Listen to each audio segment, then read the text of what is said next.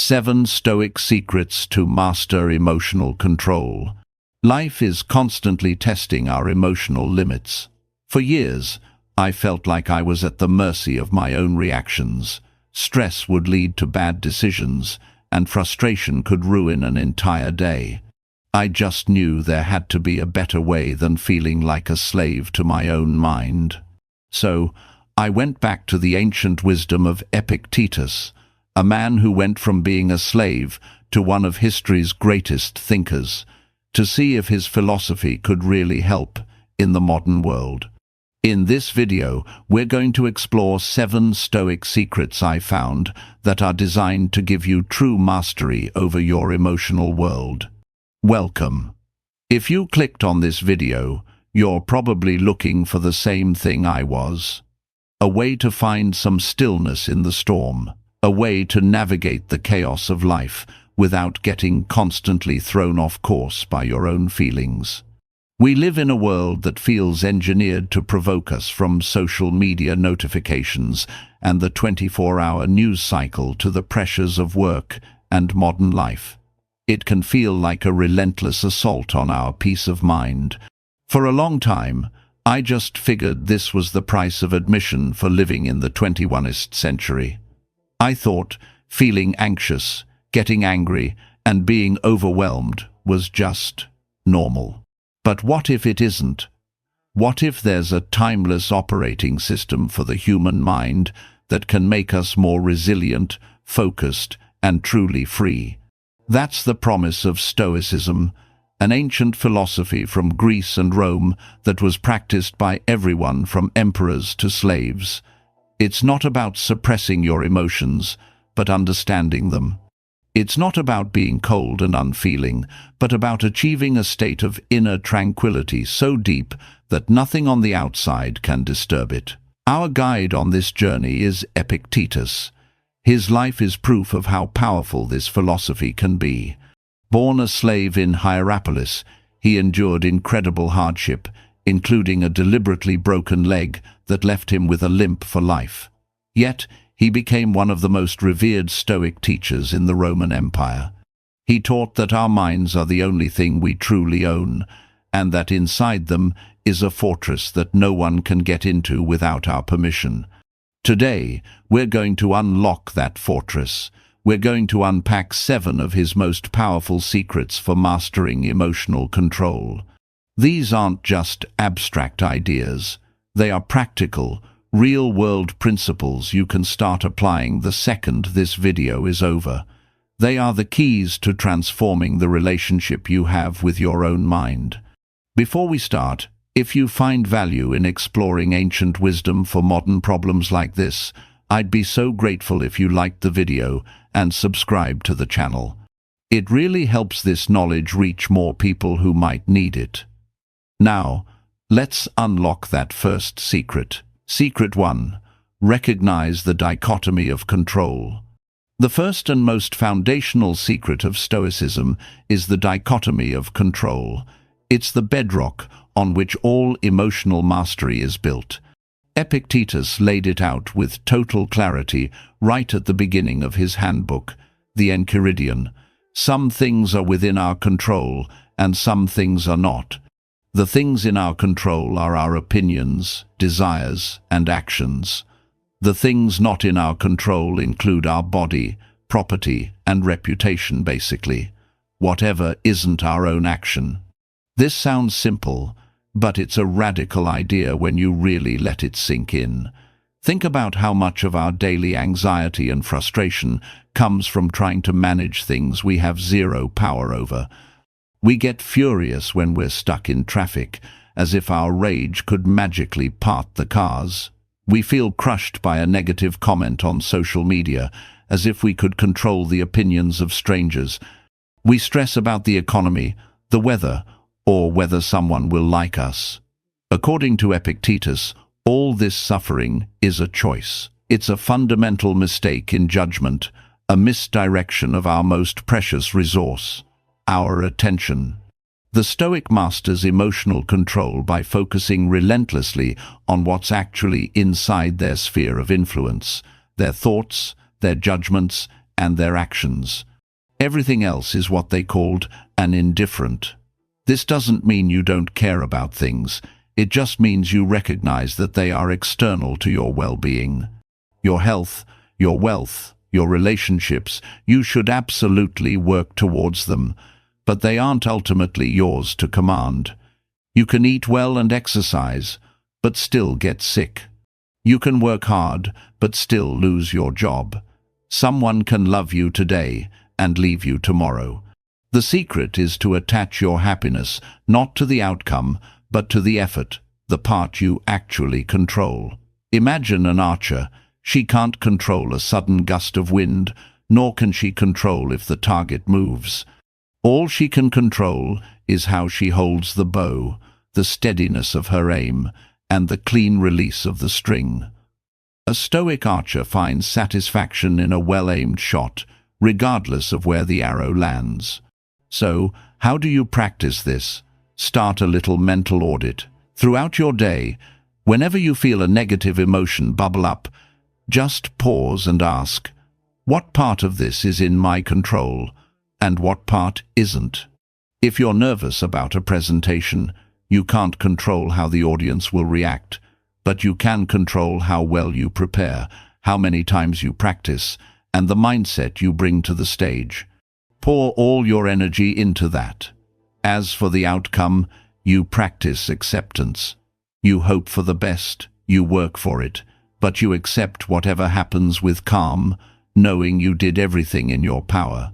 This is the first step to freedom. It's understanding that no one can compel you or hold you back, and you won't find fault with anyone or do anything against your will. Secret 2. Cultivate mindful attention, prosochi. The second secret is a practice the Greeks called prosoche. It translates to attention or mindfulness, but it's a special kind of protective watchfulness that is core to Stoic practice. It's the skill of keeping your mind firmly in the present moment, like a tireless guard at the gates of your mind. Epictetus believed that to let your attention wander was to literally lose your mind. In our world, our attention is the most valuable commodity there is. Every app, every notification, every ad is designed to steal it. We live in a state of constant distraction, with our minds either pulled into the past by regret or into the future by anxiety. Prosoche is the antidote.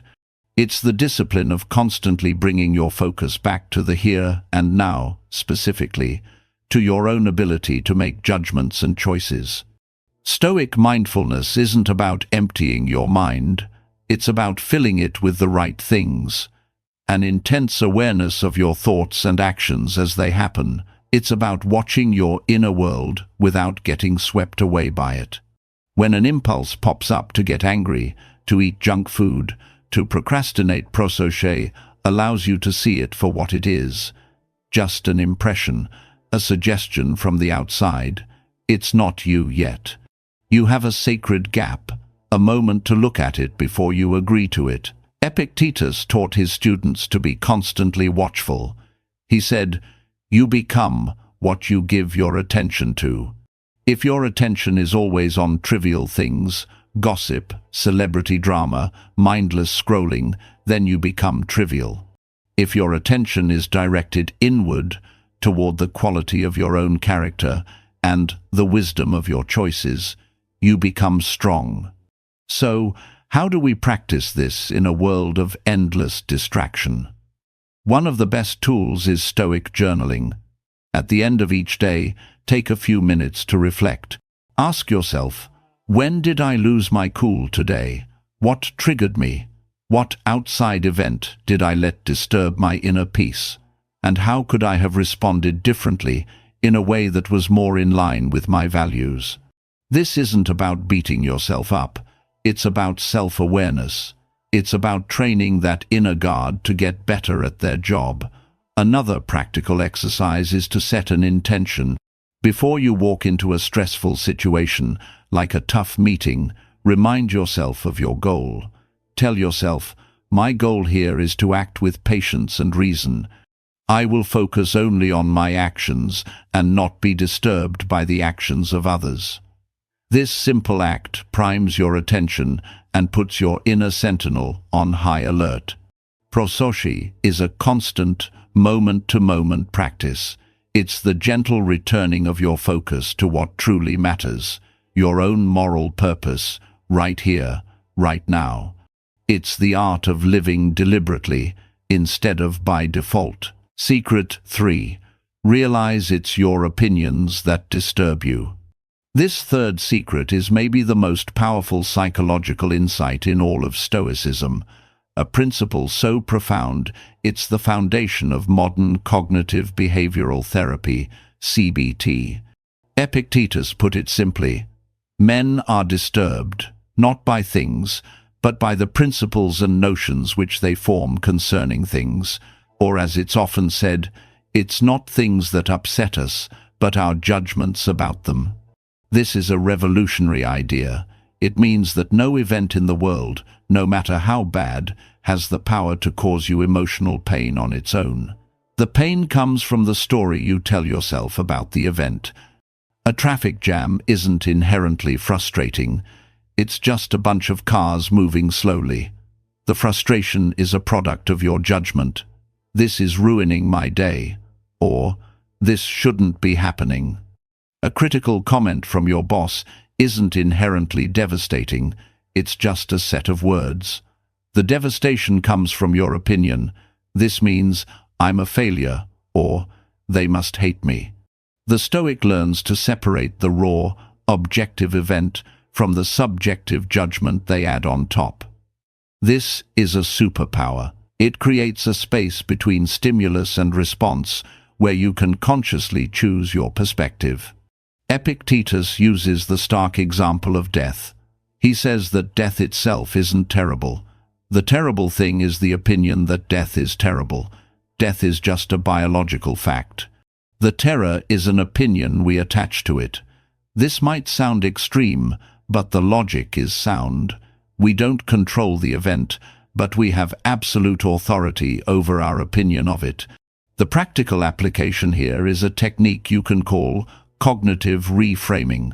When you feel a strong negative emotion, grab a piece of paper. First, write down the objective event, stripped of all judgment. Be a reporter. Not I had a horrible, unfair fight with my partner, but my partner and I spoke in raised voices for 10 minutes about chores. Not I bombed my job interview, but I answered 5 questions, and then the meeting ended. Second, write down the judgments and opinions you attach to that event. This is where you list the catastrophic thoughts. This fight means our relationship is doomed, or I'm an idiot and I'll never get a job. Third, and this is the key step, consciously challenge those judgments. Are they really true? Is there another way to see this? Could the fight be a chance to improve communication? Could the interview be a learning experience, no matter the outcome? You are actively rewriting the story. You're taking control of the narrative. This isn't about pretending a bad situation is good.